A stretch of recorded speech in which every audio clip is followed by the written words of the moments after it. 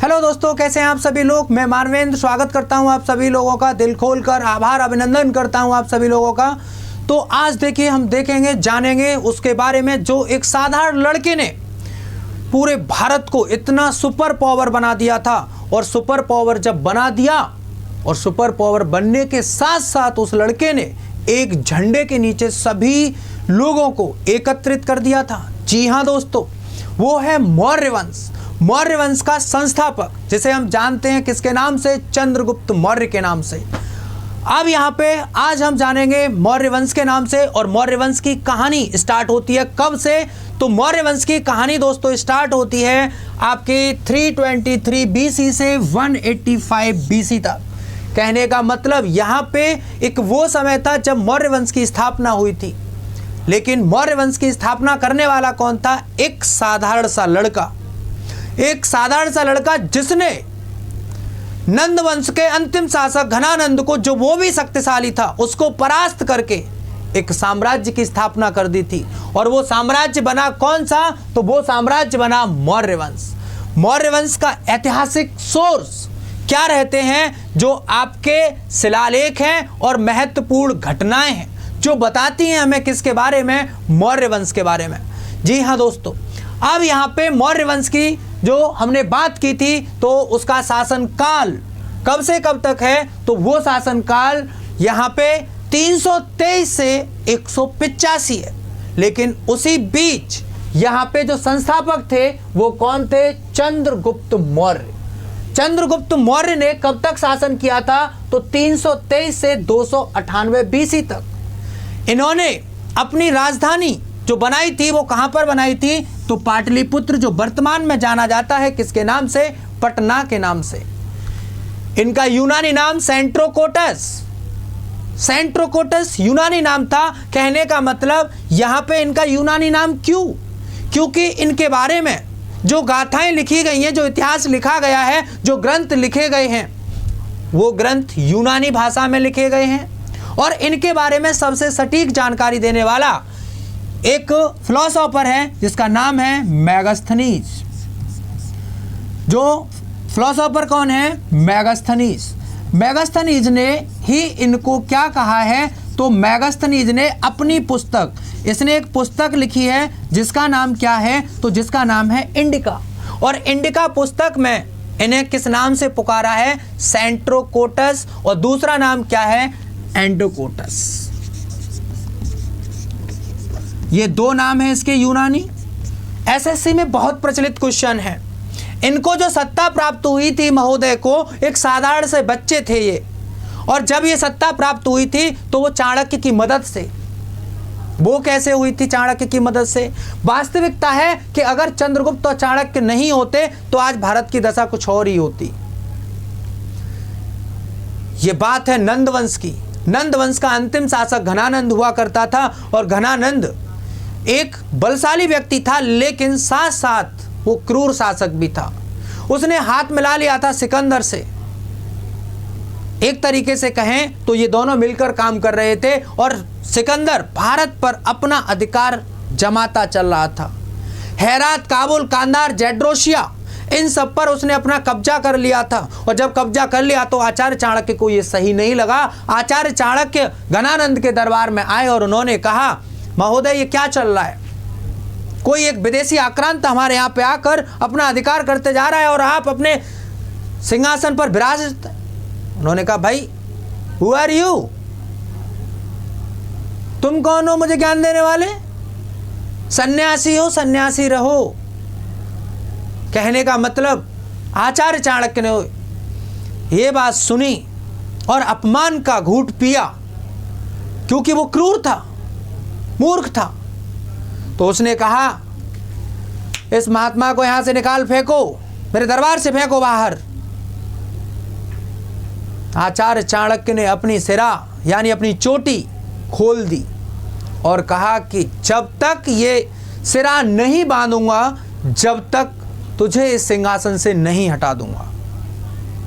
तो जब आचार्य चाणक्य इतना कहकर वो दरबार से चले गए और जब चलते जा रहे थे तो उन्हें एक बच्चा मिला और वो बच्चा एक्टिंग कर रहा था, एक जो मतलब हम लोग गांव में जब खेलते हैं तो एक्टिंग कर रहे होते हैं, मिमिक्री कर रहे होते हैं, वही कर रहा था कौन? चंद्रगुप्त। और वो राजा की बिल्कुल कॉपी कर रहा था। और जब राजा की कॉपी कर रहा था तो उसने कहा, भाई चाणक्य ने देखा कि ये उसी साम्राज्य में राजा की कॉपी, और राजा का मतलब इसका व्यवहार कैसा और इसका कैसा, इस बच्चे को मुझे दीक्षित करना होगा, शिक्षित करना होगा। तो यहाँ पे उन्होंने उसे अपने साथ लिया और उसे शिक्षा दीक्षा देना स्टार्ट किया। और शिक्षा दीक्षा देना जब स्टार्ट किया 23 साल की उम्र में बिड़वा दिया। किससे? घनानंद से। और जब घनानंद से बिड़वा दिया तो घनानंद की हत्या की चंद्रगुप्त ने महज 23 वर्ष की आयु में। और हत्या करने के बाद जो मगध की गद्दी प्राप्त की थी वो किसने प्राप्त की थी? तो चंद्रगुप्त ने। किसकी सहायता से? चाणक्य की सहायता से। किसकी हत्या कर कर? घनानंद की हत्या करके। घनानंद, तो घनानंद की अगर हम बात करें, ये कौन से वंश का शासक था? तो ये नंद वंश का अंतिम शासक। कौन था? नंद वंश का अंतिम शासक कौन हुआ करता था? तो ये घनानंद था, अंतिम शासक, last ruler of Nand dynasty. तो लास्ट रूलर कौन हुआ करता था? घनानंद। जी हाँ दोस्तों, अब देखिए यहाँ पे जो ये इनका जो बुनियादी स्ट्रक्चर था, जो चंद्रगुप्त ने अपना साम्राज्य स्थापित किया, साम्राज्य स्थापित करने के बाद इसके पास जो मिलिट्री पावर थी इसकी, वो कैसी थी? इसने सोचा कि जो सिकंदर है वो आक्रमण करता चला आ रहा है, तो इसके लिए मुझे सेना को मजबूत रखना होगा, भारी संख्या में सेना रखनी होगी, और यहाँ पे मुझे सिंचाई के लिए बहुत अच्छे काम कराने होंगे जिससे सिंचाई आसानी की जा सके। कहने का मतलब हमारा देश कृषि प्रधान देश है, किसान लोग हैं, सिंचाई की समस्या हो जाती है, तो उस समस्या को सुलझाने के लिए मुझे अच्छे अच्छे काम कराने होंगे जिससे उन्हें ये प्रॉब्लम ना हो और अच्छी फसल का उत्पादन कर सकें। तो उसने ऐसा स्ट्रक्चर तैयार किया, और उस स्ट्रक्चर में क्या हुआ था कि उसने 6 लाख सिपाही अपनी सेना में शामिल किए। कितने? 6 लाख। और ऐसा कौन बताते हैं? तो ऐसा बताते हैं प्लूटार्क। और वास्तविकता है, जब यहां पर भारत पर आक्रमण करने वाला, आगे चलकर हम देखेंगे कि भारत पर आक्रमण करने वाला सिकंदर का सेनापति इस सेना को देखकर घुटनों पर आ जाएगा, घबरा जाएगा कि भाई इतनी सेना, मैंने तो कभी सोचा ही नहीं। टेंशन की बात नहीं है, ये स्ट्रक्चर है, ये प्लानिंग है, ये रणनीति है उन जैसे विदेशी आक्रांताओं को रोकने की। यहां पर जो सिंचाई की व्यवस्था के लिए गुजरात में एक पर्वत पड़ता है जिसका नाम है गिरनार पर्वत, और उसी गिरनार पर्वत पर एक झील बना दी थी, सुदर्शन झील, और उसी झील से लोग क्या करने लगे? सिंचाई करने लगे थे, जिससे उनकी फसलों का उत्पादन सही हो रहा था। बाद में आपसे पूछा जाता है कि सुदर्शन झील की मरम्मत किसने कराई थी? तो इसका जो मरम्मत कराने वाला शासक था वो कौन था? रुद्रदामन। अब आपसे क्वेश्चन पूछा जाएगा, हु वॉज द रुद्रदामन? तो रुद्रदामन इज रिलेटेड टू शक डायनेस्टी। कहने का मतलब शक वंश चलेगा भारत में आगे चल के, तो उसी शक वंश का एक शासक था रुद्रदामन, और एक शासक था गुप्त वंश का जिसका नाम था स्कंदगुप्त। तो इन्होंने इसकी मरम्मत कराई। ये अच्छा यहाँ पे बुनियादी स्ट्रक्चर था जिससे यहाँ पे वास्तविक एक राजा को ऐसा होना चाहिए। बाबर ने अपनी किताब में साफ लिखा है कि राजा कभी एकांत में न बैठे, अगर राजा को बैठना है तो विद्वान लोगों के बीच बैठे जिससे प्रजा को वो सही तरीके से सुचारू रूप से मतलब यहाँ पे उसे डील कर सके। लेकिन कुछ राजा ऐसे हुए भारत देश में कि वो भाई साहब अकेले रह रहे हैं, इसका बेटा होगा आगे चल के चंद्रगुप्त मौर्य का, अकेले हैं, मैं क्या पहनूं, किससे विवाह करूं, कहाँ जाऊं, कहाँ घूमूं, और अंततः यही हुआ। आज तक उसका बेचारे का यही पता नहीं चला कि कौन सी पत्नी मेरे साथ है, कौन सी पत्नी बाहर है। समझ रहे हैं ना? जो लोग एकांत में बैठते हैं यही होता है, क्योंकि उन्हें पता ही नहीं बाहर क्या है। तो यहाँ पर ये विद्वान लोगों के साथ बैठता भी था, इसको पता भी था कि क्या स्ट्रक्चर सेट करना चाहिए क्या नहीं। समझ रहे होंगे? अब यहाँ पर गिरनार पर्वत पर ये झील हो गई। अब आप भी तो मेरे साथ बैठे हैं विद्वान लोगों के साथ, तो चीज़ें मिल रही हैं। वाकई में सबको बैठना चाहिए विद्वान लोगों के साथ, ठीक है। अब आ जाओ इधर, चलिए। तो यहाँ पे अगला सेल्यूकस निकेटर, मैंने अभी बात की थी कि सेल्यूकस निकेटर भारत पर आक्रमण करेगा। अब हु वाज सेल्यूकस निकेटर? तो सेल्यूकस निकेटर कौन था? तो ये कौन था? Army chief. ये कौन हुआ करता था? तो ये आर्मी चीफ था। आर्मी चीफ किसका था? तो सिकंदर का। किसका आर्मी चीफ था ये? तो आर्मी चीफ था ये सिकंदर का, यानी कहने का मतलब सिकंदर का सेनापति। और जो ये सिकंदर का सेनापति था, तो सिकंदर का सेनापति ने भारत पर आक्रमण किया। ये कौन है? सिकंदर का सेनापति। क्योंकि इसने सोचा कि घनानंद तो चला गया, अब चंद्रगुप्त इसे मैं हरा दूंगा, नया नया शासक है। लेकिन ऐसा नहीं था। जब ये सामने आएगा तो उस 6 लाख की सेना को देखकर घुटनों के बल खड़ा हो जाएगा, बोले हैंड्स अप भाई, सॉरी फॉर दैट, मैं आप गलती हो गई, माफ करो। यही हुआ। तो यहाँ पे विशाल सेना देखकर सेल्यूकस निकेटर घबरा गया। अब आचार्य चाणक्य ने कहा कि भाई साहब यही मौका है, इसको कैचअप कर दो यहीं। तो यहाँ पे इन दोनों के बीच में एक संधि हुई, एक ट्रीटी हुई। और ट्रीटी में क्या था?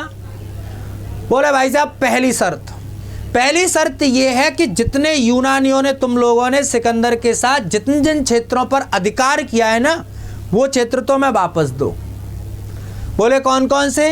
काबुल, कांदार, हेरात, मकरान, जेड्रोशिया, जो बलूचिस्तान वाला क्षेत्र है। इसको हम किस नाम से भी जानते हैं? तो यहाँ पे एक क्षेत्र पड़ता है जेड्रोशिया।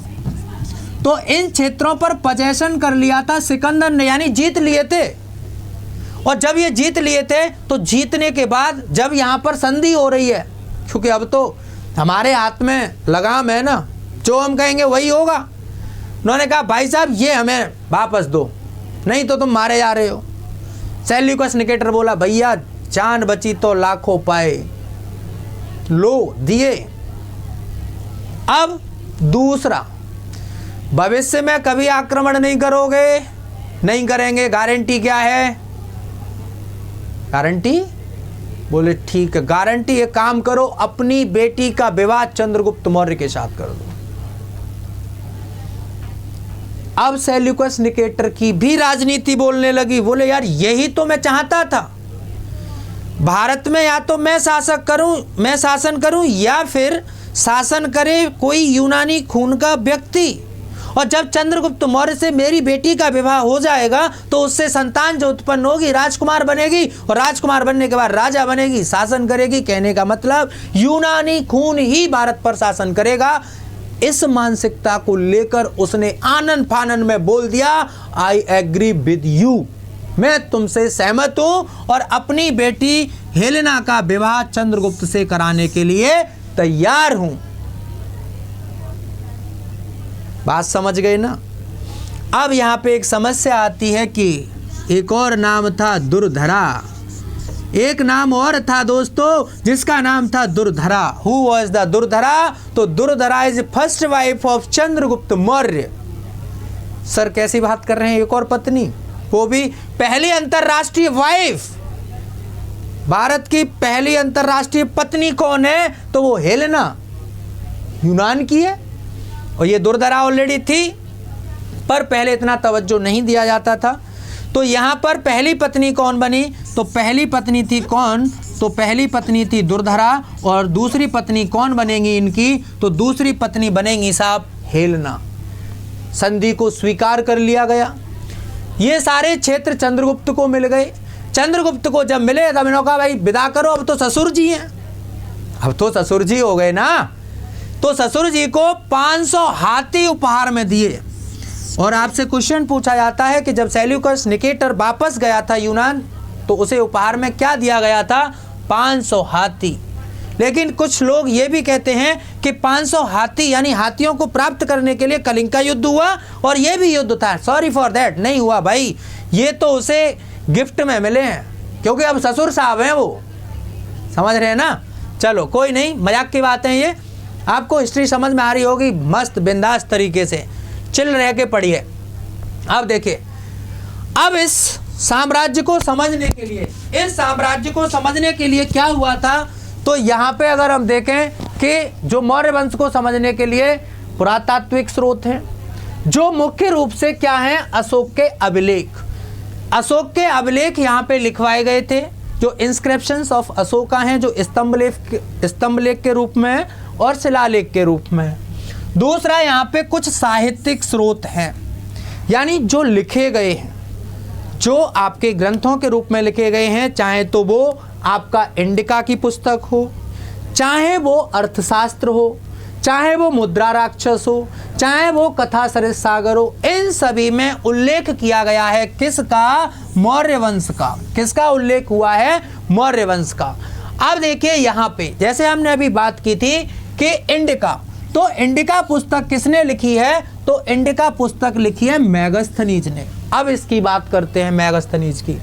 ये मेगास्थनीज कौन था, तो मेगास्थनीज था यूनानी दार्शनिक। कौन था ये, यूनानी फिलोसोफर, जो किसके साथ था, जो ये साथ था सेल्यूकस निकेटर के। जो संधि हुई थी ना, तो उस संधि में ये भी कह दिया गया था कि ये मेगास्थनीज अब चंद्रगुप्त के दरबार में रहेगा, तुम्हारे साथ वापस नहीं जाएगा।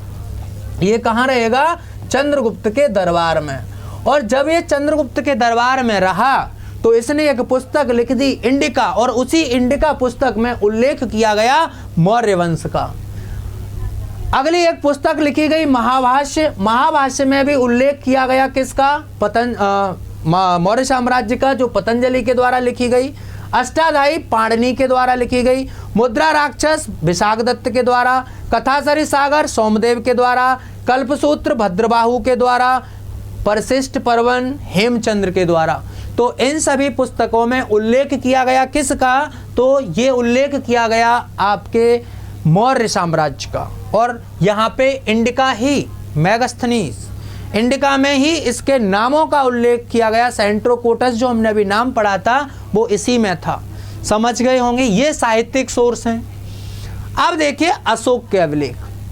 यहाँ पे हम एक बात करते हैं, और बात क्या होगी, तो बात होगी ये कि जो ये चंद्रगुप्त मौर्य है, कौन है, चंद्रगुप्त मौर्य। अब यहाँ पर जो चंद्रगुप्त मौर्य साहब होंगे, तो चंद्रगुप्त मौर्य, अब चंद्रगुप्त मौर्य की दो पत्नियां हैं। कितनी पत्नी हैं, दो। पहली कौन है, तो पहली पत्नी है इनकी दुर्धरा। कौन सी पत्नी है, दुर्धरा। और दुर्धरा से क्या कोई संतान पैदा हुई थी। और एक पत्नी है इनकी कौन, तो एक पत्नी है इनकी हेलेना। इंटरेस्टिंग स्टोरी है भाई साहब, बहुत मजा आएगा, बहुत ज्यादा। यहाँ पे जो एक पत्नी इनकी हेलेना है और एक पत्नी कौन है, इनकी दुर्धरा है। अब यहाँ पे अगर हम बात करें तो हेलेना से कौन सी संतान पैदा हुई थी, और यहाँ पे दूसरी बात, हेलेना के साथ साथ दुर्धरा से कौन सी संतान पैदा हुई थी। तो यहाँ से दो क्वेश्चन आपसे पूछे जाते हैं और दोनों से ही क्वेश्चन बनते हैं। यहाँ पे अगर हम बात करेंगे किसकी, आपके हेलेना से उत्पन्न संतान की, और दूसरी बात करेंगे किससे उत्पन्न संतान की, दुर्धरा से। तो देखो दुर्धरा से एक पुत्र पैदा हुआ था जिसका नाम था बिंदुसार। क्या नाम था, बिंदुसार। और यहाँ पे जो हेलेना से संतान पैदा हुई थी तो वो कौन था, तो वो था जस्टिन। इस जस्टिन ने भी, ये भी अपने आप में एक राइटर हुआ करता था, पुस्तक लिखता था। तो यहाँ पे जो हेलेना से उत्पन्न संतान जस्टिन और दुर्धरा से जो उत्पन्न संतान थी वो कौन थी, तो वो कौन थी, बिंदुसार। अब देखो यहाँ से इंटरेस्ट आने वाला है। जो लोग ये कहते हैं कि महिलाओं में दिमाग नहीं होता, उनका दिमाग घुटनों में होता है, वो पैरों से स्कूटी की ब्रेक लगाती हैं, भाई महिलाओं का दिमाग अब देखना तुम। उस समय में ईसा मसीह के जन्म से 300 वर्ष पहले भाई साहब ये दिमाग, विवाह हो गया था हेलेना का, दुर्धरा का, दोनों पत्नी थी। दुर्धरा ठहरी भारतीय महिला। भारतीय महिला मतलब सुशील, योग्य, कर्मठ, जुझारू, है ना, तो ऐसी महिला थी वो। हेलेना चालाक प्रवृत्ति की महिला। इसके दिमाग में एक बात चल रही थी कि जल्दी से जल्दी एक संतान पैदा हो और जो संतान पैदा हो वो राजकुमार बने। और यही हुआ। पहली संतान कौन पैदा हुई? तो जस्टिन के रूप में। अब ये सबसे बड़ा पुत्र था किसका? तो ये सबसे बड़ा पुत्र था चंद्रगुप्त का, सबसे बड़ा पुत्र। जब ये सबसे बड़ा पुत्र था, हेलेना फूल ही नहीं समा रही थी, क्योंकि बड़ा पुत्र उसी का है और उसे कंफर्म हो चुका था कि चंद्रगुप्त, जाहिर सी बात है, राजकुमार जो घोषित करेगा वो किसको करेगा? जस्टिन को करेगा। अब ठहरी महिला, दिमाग में टेंशन भी तो है। टेंशन किस बात की? कि कहीं ऐसा न हो कि इससे भी लड़का पैदा हो जाए और इसे ये बना न दे। ये बेचारी उस समय गर्भावस्था में थी। हेलेना ने कसम खा ली कि आज मुझे ये कांटा निकालना ही है। ऊपर से आचार्य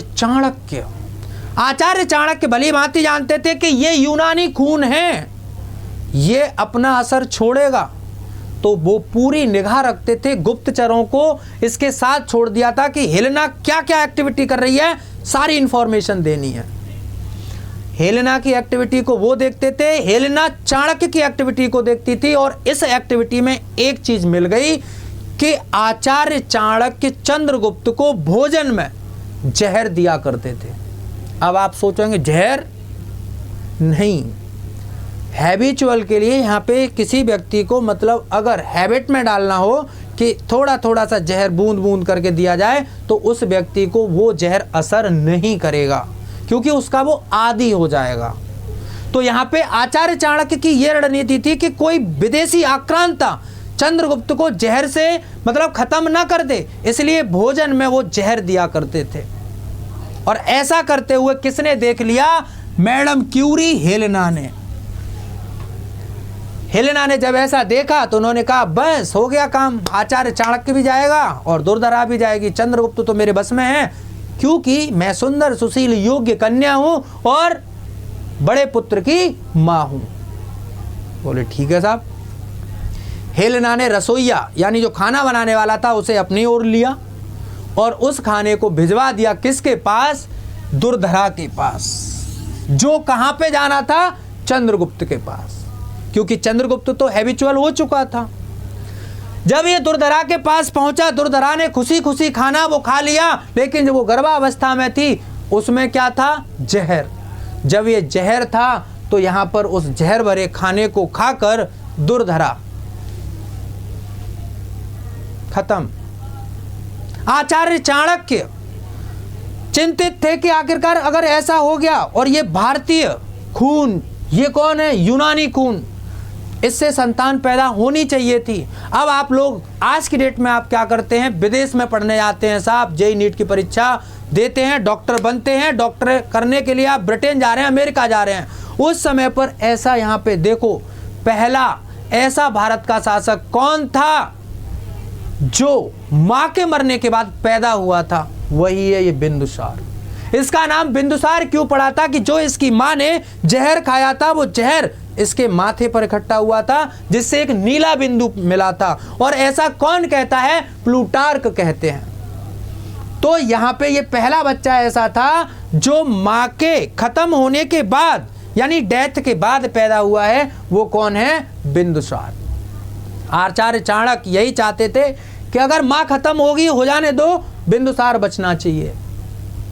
बिंदुसार पैदा हो गया, दुर्धरा मर गई, टेंशन बढ़ गई। लेकिन औरतों का दूसरा चेहरा सामने आएगा, हाय मेरा बेटा, मैं पालन पोषण करूंगी इसका, क्योंकि संतान किसकी है? बिंदुसार की। माइंड में बच्चा है, किसी दिन गला दबा दूंगी, नमस्ते हो जाएगी। दुर्धरा तो निकल ही गई रास्ते से। ये औरत का सेकेंडरी रूप, बुरा मत मानना, ठीक है? औरत बहुत अच्छी भी होती है, दुर्धरा बहुत अच्छी थी। ये विदेशी है ना, विदेशी महिला, तो भाई विदेशी तो हमेशा से ऐसे ही रहे हैं। तुम अपने देश में देखो, एकदम सुंदर सुशील योग्य कर्मठ जुझारू महिलाएं हैं आज की डेट में, ठीक है ना? चलिए आइए टॉपिक की तरफ। तो यहाँ पे क्या हुआ था कि हेलेना ने इसका पालन पोषण किया, नर्चर। आपसे क्वेश्चन पूछा जाता है कि यहाँ पे बिंदुसार का पालन पोषण किसने किया, तो ये पालन पोषण किसने किया था, तो वो किया था किसने, हेलेना ने। आचार्य चाणक्य की निगाह में सब था कि कौन क्या कर रहा है भाई साहब, पूरी एक्टिविटी फुल, लेकिन हेलेना की पूरी एक्टिविटी किधर, कि भाई साहब ये कहानी बदलनी है। ये बेचारी लाख प्रयास करती रही अंतिम मोमेंट तक कि किसी न किसी तरीके से बिंदुसार को मैं मार दूं, लेकिन बिंदुसार बड़े होते जा रहे थे और आचार्य चाणक्य का उन पे हाथ था, तो आचार्य चाणक्य उन्हें शिक्षित भी करते जा रहे थे, राजकुमार होते गए। राजकुमार कौन घोषित हो गए भाई साहब, अंततः राजकुमार कौन बने, तो राजकुमार बने आपके बिंदुसार। जैसे ही ये राजकुमार बने और उधर चंद्रगुप्त मौर्य इतना खूंखार शासक, जिसने जो टुकड़ों में चीजें बट रही थी, हेरात, काबुल, कांधार, जेड्रोसिया, इन सभी को एक झंडे के नीचे लाकर खड़ा कर दिया था, यानी अखंड भारत का निर्माण कर दिया था। अब उसने कहा कि भाई साहब बहुत हुआ ये, अब मैं सन्यासी शांति जीवन जीना चाहता हूं। उसने कहा ठीक है भाई। तो उसने, चंद्रगुप्त मौर्य ने क्या किया था, जैन धर्म को अपनाया। आपसे क्वेश्चन पूछता है कि मौर्य वंश में चंद्रगुप्त ने कौन सा धर्म अपनाया था, तो जैनिज्म, यानी जैन धर्म। इसने जैन धर्म अपना लिया और जैन धर्म अपनाकर ये राजकुमार किसे घोषित कर दिया, बिंदुसार को, और चला गया कहां पर, तो ये चला गया कहां पे, श्रवणबेल गोला। ये कहां पहुंचा, तो ये भाई साहब पहुंच गया श्रवणबेल गोला, भद्रबाहु के साथ। किसके साथ, भद्रबाहु के साथ। अब ये भद्रबाहु कौन है, तो ये एक जैन भिक्षु हुआ करते थे। तो जैन भिक्षु हुआ करते थे, इनके साथ ये श्रवणबेल गोला चला गया। कारण क्या था, क्योंकि अकाल पड़ रहा था उस समय, और अकाल से बचने के लिए भद्रबाहु ने कहा कि भाई साहब यहाँ से बाहर चलते हैं। तो कर्नाटक के श्रवणबेल गोला में जाकर पहुंचे। अब श्रवणबेल गोला में ये बैठ गए संथारा और संलेखन पर। समझते हैं संथारा संलेखन, अभी बात करते हैं संथारा संलेखन की। तो यहाँ पे क्या हुआ था कि श्रवणबेल गोला में जब ये पहुंचे, तो यहाँ पे ये किस पर बैठ गए, संथारा व संलेखन, संथारा संलेखन।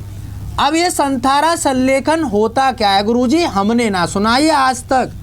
अरे भाई हमारे यहाँ पर तपने बैठते हैं हिंदू धर्म में, हम लोग मतलब मौन धारण करके यहाँ पे तपस्या करने के लिए बैठ जाते हैं ना, सेम उसी टाइप से जैन धर्म में जो व्यक्ति मरने के लिए, मरने का मतलब समझ रहे हैं, शांति से मरने के लिए, कि भाई साहब अब मुझे मृत्यु से कोई भय नहीं है, मैं मर सकता हूँ, मैं निडर हूँ, डरपोक नहीं हूँ, मुझे मौत से डर नहीं लगता। तो ऐसी कंडीशन करने के लिए वो क्या करते हैं, खाना पीना छोड़ देते हैं, और खाना पीना छोड़ने के साथ साथ वो यहाँ पे बैठ जाते हैं मंत्र मुग्ध अवस्था में। ऐसी अवस्था को क्या कहा जाता है जैन धर्म में, तो ये कहा जाता है संथारा संलेखन। ऐसी अवस्था को क्या कहा जाता है, तो ऐसी अवस्था को कहा जाता है संथारा व संलेखन। जी हाँ दोस्तों, तो यहाँ पे मृत्यु हो जाती है इनकी किससे, संथारा व संलेखन से। अब कहानी आती है बिंदुसार की। उधर बिंदुसार युवा हो चले होते हैं, युवा होते ही उन्हें चाहिए क्या, शादी, डिमांड। उन्होंने कहा भाई साहब मेरी शादी होनी चाहिए। तो इनका पहला विवाह किससे हुआ, चारुमित्रा से।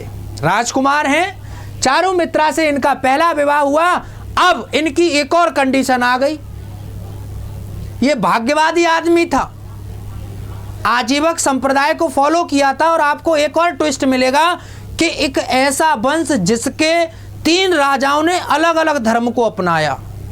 चंद्रगुप्त ने जैन धर्म को, बिंदुसार जब राजा बनेगा अब ये इनके बाद, तो ये आजीवक संप्रदाय को अपनाएगा, और यहाँ पे बिंदुसार का पुत्र अशोक होगा, वो बौद्ध धर्म को अपनाएगा।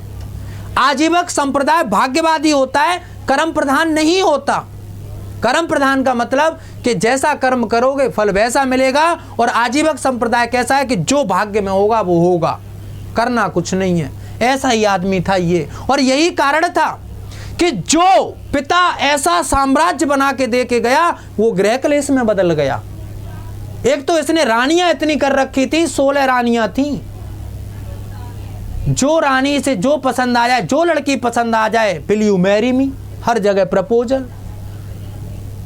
अशोक जिससे पैदा हुआ था वो तीसरी पत्नी थी, और जिससे पहला पुत्र पैदा हुआ था वो चारुमित्रा थी, जिसका नाम सुसीम था। अब ये सब महिलाएं, 16 महिलाएं, पहले तो एक ही मात्र थी हेलेना, 16 महिलाएं अपनी संतान को राजकुमार नहीं बनाएंगी ना। तो ऐसी ट्विस्ट भरी कहानी को सुनने के लिए, इतिहास को पढ़ने के लिए आपसे मुलाकात होगी नेक्स्ट टॉपिक पर। Thank you, bye bye.